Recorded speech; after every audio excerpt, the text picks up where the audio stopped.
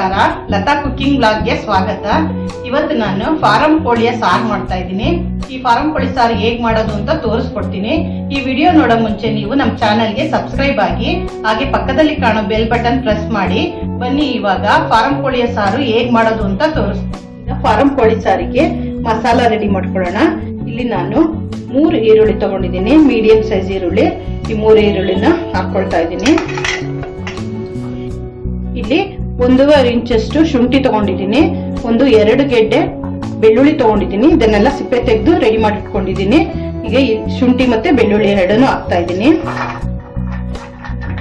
1 ಹಿಡಿಯಷ್ಟು ಕೊತ್ತಂಬರಿ ಸೊಪ್ಪು ಹಾಕ್ತಾ ಇದ್ದೀನಿ. ಅರ್ಧ ಚಮಚದಷ್ಟು ಅರಿಶಿನ ಪುಡಿ ಹಾಕ್ತಾ ಇದ್ದೀನಿ.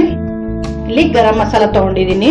ಇಲ್ಲಿ ಸ್ವಲ್ಪ ಚಕ್ಕೆ, 5-6 ಏಲಕ್ಕಿ, 1 ಸ್ಪೂನು ಮೆಣಸು, 3 ಮೊಗ್ಗು ಅನಾನಸ್ ಮೊಗ್ಗಿದು, 6-7 ಲವಂಗ. ಇದಿಷ್ಟನ್ನು ಪುಡಿ ಮಾಡ್ಬಿಟ್ಟು ಈ ಮಸಾಲಕ್ಕೆ ಸೇರಿಸ್ಕೊಂಡು ರುಬ್ಕೋಬೇಕು. ನೋಡಿ, ಇವಾಗ ಈ ಮಸಾಲ ರೆಡಿ ಆಗಿದೆ. ಈಗ ಇದನ್ನ ಎತ್ತಿಟ್ಕೊಳ್ಳೋಣ. ಈಗ ಒಂದು ತಟ್ಟೆ ಇಟ್ಕೊಂಡಿದ್ದೀನಿ. ಅರ್ಧ ಹೋಳು ತೆಂಗಿನಕಾಯಿ ಹಾಕೊಳ್ತಾ ಇದ್ದೀನಿ. ಇಲ್ಲಿ ಸ್ವಲ್ಪ ಬಲ್ತಿರೋ ತೆಂಗಿನಕಾಯಿ ತಗೊಂಡ್ರೆ ಒಳ್ಳೇದು, ಸಾಂಬಾರ್ ಚೆನ್ನಾಗಾಗುತ್ತೆ. 2 ಸ್ಪೂನ್ ಅಷ್ಟು ಹುರ್ಗಡ್ಲೆ ಹಾಕ್ತಾ ಇದ್ದೀನಿ. ಹಾಗೆ ಮೀಡಿಯಂ ಸೈಜು 3 ಟೊಮೊಟೊನ ಹಾಕ್ತಾ ಇದ್ದೀನಿ. ಸ್ವಲ್ಪ ಕೊತ್ತಂಬರಿ ಸೊಪ್ಪು ಹಾಕ್ತಾ ಇದ್ದೀನಿ.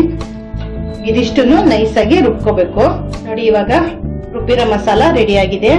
ಈಗ ಕುಕ್ಕರ್ ಬಿಸಿ ಆಗಿದೆ. ಇದಕ್ಕೆ 3 ಸ್ಪೂನ್ ಅಷ್ಟು ಎಣ್ಣೆ ಹಾಕ್ತಾ ಇದ್ದೀನಿ. ನೋಡಿ, ಎಣ್ಣೆ ಬಿಸಿ ಆಗಿದೆ. ಇದಕ್ಕೀಗ ರುಬ್ಬಿಕೊಂಡಿರೋಂತ ಮಸಾಲೆ ಹಾಕ್ತಾ ಇದ್ದೀನಿ. ಹಾಕಿರೋ ಮಸಾಲೆಯ ಹಸಿ ವಾಸನೆ ಎಲ್ಲ ಹೋಗೋವರೆಗೂ ಸ್ವಲ್ಪ ಫ್ರೈ ಮಾಡ್ಕೊಳ್ಳೋಣ. ನೋಡಿ, ಇವಾಗ ಫ್ರೈ ಆಗಿದೆ. ಇಲ್ಲಿ ನಾನು 2 kg ಅಷ್ಟು ಚಿಕನ್ ಹಾಕ್ತಾ ಇದ್ದೀನಿ. ಇದು ಫಾರಂ ಕೋಳಿ ಚಿಕನ್ ಹಾಕ್ತಾ ಇದ್ದೀನಿ. ಎಲ್ಲ ಚೆನ್ನಾಗಿ ಮಿಕ್ಸ್ ಮಾಡ್ಕೋಬೇಕು. ಈಗ ನೋಡಿ, ಚೆನ್ನಾಗಿ ಮಿಕ್ಸ್ ಆಗಿದೆ. ಈಗ ಇದಕ್ಕೆ ಎಷ್ಟು ಬೇಕಷ್ಟು ನೋಡ್ಕೊಂಡು ಉಪ್ಪು ಹಾಕ್ತಾ ಇದ್ದೀನಿ. ಇದೆಲ್ಲ ಚೆನ್ನಾಗಿ ಮಿಕ್ಸ್ ಮಾಡೋಣ. ಈ ಚಿಕನ್ ಚೆನ್ನಾಗಿ ಬೇಯಬೇಕು. ಬೆಂದೆಲ್ಲ ನೀರು ಬಿಟ್ಕೊಳುತ್ತೆ. ಆ ನೀರೆಲ್ಲ ಹಿಂಗೋವರೆಗೂ ಚೆನ್ನಾಗಿ ಬೇಯಿಸ್ಕೋಬೇಕು. ಈ ಚಿಕನ್ ಬೇಯಕ್ಕೆ ಟೈಮ್ ತಗೊಳುತ್ತೆ. ಒಂದು 5 ನಿಮಿಷ ಮುಚ್ಚಿಡ್ತೀನಿ. ನೋಡಿ, ಈಗ 5 ನಿಮಿಷ ಆಗಿದೆ. ಈಗ ಚಿಕನ್ ಅಲ್ಲಿರೋಂಥ ನೀರೆಲ್ಲ ನೋಡಿ ಬಿಟ್ಕೊಂಡಿದೆ. ಎಲ್ಲ ನೀರು ಕಮ್ಮಿ ಆಗೋವರೆಗೂ ಫ್ರೈ ಮಾಡ್ಕೋಬೇಕು. ಈಗ ನೋಡಿ, ಚಿಕನ್ ಎಲ್ಲ ಚೆನ್ನಾಗಿ ಫ್ರೈ ಆಗಿದೆ. ನಾನು ಸಾರಿನ ಪುಡಿನ ನೀರಲ್ಲಿ ಕಲಿಸ್ಬಿಟ್ಟು ಹಾಕ್ತಾ ಇದ್ದೀನಿ. ನಮಗೆ ಖಾರ ಎಷ್ಟು ಬೇಕಷ್ಟು ನೋಡ್ಕೊಂಡು ನಾವು ಈ ಖಾರ ಪುಡಿನ ಹಾಕೋಬೇಕು. ಒಂದ್ಸಲ ಮಿಕ್ಸ್ ಮಾಡ್ಕೊಳ್ಳೋಣ.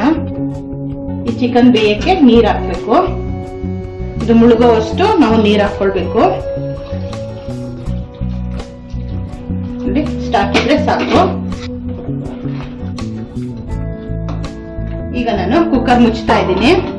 ಇದು 4ರಿಂದ 5 ವಿಷಲ್ ಬರ್ಬೇಕು. ಇದು ಫಾರಂ ಕೋಳಿ ಗಟ್ಟಿ ಆಗಿರೋದ್ರಿಂದ ಇದು ಬೇಯಲಿಕ್ಕೆ ಟೈಮ್ ತಗೊಳುತ್ತೆ. ಈಗ ವಿಷಲ್ ಹಾಕ್ತಾ ಇದ್ದೀನಿ. 5 ವಿಷಲ್ ಬರ್ಲಿ. ನೋಡಿ, ಈಗ 5 ವಿಷಲ್ ಆಗಿ ಕುಕ್ಕರ್ ಇವಾಗ ತಣ್ಣಗಾಗಿದೆ. ಈಗ ಓಪನ್ ಮಾಡ್ತಾ ಇದ್ದೀನಿ. ನೋಡಿ, ಈಗ ಚಿಕನ್ ಎಲ್ಲ ಬೆಂದಿದೆ. ಚಿಕನ್ ಅಲ್ಲಿ ಇರೋಂತ ಮೊಟ್ಟೆ, ಈ ಮೊಟ್ಟೆಗಳನ್ನ ಹಾಕ್ತಾ ಇದ್ದೀನಿ. ಮೊಟ್ಟೆ ಹಾಕಿದ್ಮೇಲೆ ಜಾಸ್ತಿ ಮಿಕ್ಸ್ ಮಾಡಬಾರ್ದು, ಹೊಡ್ಕೊಂಡ್ಬಿಡುತ್ತೆ ಮೊಟ್ಟೆ. ಇದು ಸ್ವಲ್ಪ ಕುದೀತಾ ಇದೆ. ಕಾಯಿ, ಟೊಮೊಟೊ, ಕಡ್ಲೆ ರುಬ್ಬಿಟ್ಕೊಂಡಿರೋಂತ ಮಸಾಲಾನ ಹಾಕ್ತಾ ಇದ್ದೀನಿ. ಎಲ್ಲ ಚೆನ್ನಾಗಿ ಮಿಕ್ಸ್ ಮಾಡಬೇಕು. ಈ ಫಾರಂ ಕೋಳಿ ಸಾರಂತೂ ಮುದ್ದೆಗಂತೂ ತುಂಬಾ ಚೆನ್ನಾಗಿರುತ್ತೆ. ಸಾಂಬಾರ್ಗೆ ಎಷ್ಟು ಹದ ಬೇಕೋ ನೋಡ್ಕೊಂಡು ನಾವು ಸ್ವಲ್ಪ ಸಾರಿದು ತೆಳುನೇ ಇರಬೇಕು. ಹಾಗಾಗಿ ನಮ್ಗೆ ಹದ ನೋಡ್ಕೊಂಡು ನಾವು ಬೇಕಾದ್ರೆ ನೀರ್ ಸೇರಿಸ್ಕೋಬಹುದು, ಇಲ್ಲ ಅಂದ್ರೆ ಇಷ್ಟೇ ಸಾಕಾಗುತ್ತೆ. ನಮ್ಗೆ ಗಟ್ಟಿ ಎಷ್ಟು ಬೇಕೋ ಅಷ್ಟು ನೋಡ್ಕೋಬೇಕು. ನೋಡಿ, ಈಗ ಈ ಹದ ಸಾಕು. ಇದು ಸ್ವಲ್ಪ ಬೆಂದ್ಮೇಲೆ ಇನ್ನೂ ಸ್ವಲ್ಪ ಗಟ್ಟಿ ಆಗುತ್ತೆ. ಈಗ ಸಾಂಬಾರ್ ಇದೆಲ್ಲ ಚೆನ್ನಾಗಿ ಕುದಿಲಿ. ಮಸಾಲೆಯಲ್ಲಿ ಈ ಚಿಕನ್ ಎಲ್ಲ ಚೆನ್ನಾಗಿ ಮಸಾಲೆನ ಹೇಳ್ಕೋಬೇಕು. ಸಾರು ಕುದಿಯಕ್ಕೆ ಶುರುವಾಗಿದೆ. ಈಗ ಚೆನ್ನಾಗಿ ಕುದಿಬೇಕು. ನೋಡಿ, ಈಗ ಸಾರು ಚೆನ್ನಾಗಿ ಕುದೀತಾ ಇದೆ. ಚೆನ್ನಾಗಿ ಬೆಂದು ರೆಡಿಯಾಗಿದೆ. ನೋಡಿ, ಬಿಸಿಯಾದ ಫಾರಂ ಕೋಳಿಯ ಸಾರು ರೆಡಿಯಾಗಿದೆ. ಮುದ್ದೆಗಂತೂ ತುಂಬಾ ಚೆನ್ನಾಗಿರುತ್ತೆ. ನೀವು ಒಂದ್ಸಲ ಮನೇಲಿ ಮಾಡಿ ನೋಡಿ, ಹೇಗಿದೆ ಅಂತ ಕಮೆಂಟ್ ಮಾಡಿ. ಹಾಗೆ ನಮ್ಮ ಚಾನಲ್ಗೆ ಸಬ್ಸ್ಕ್ರೈಬ್ ಆಗಿ.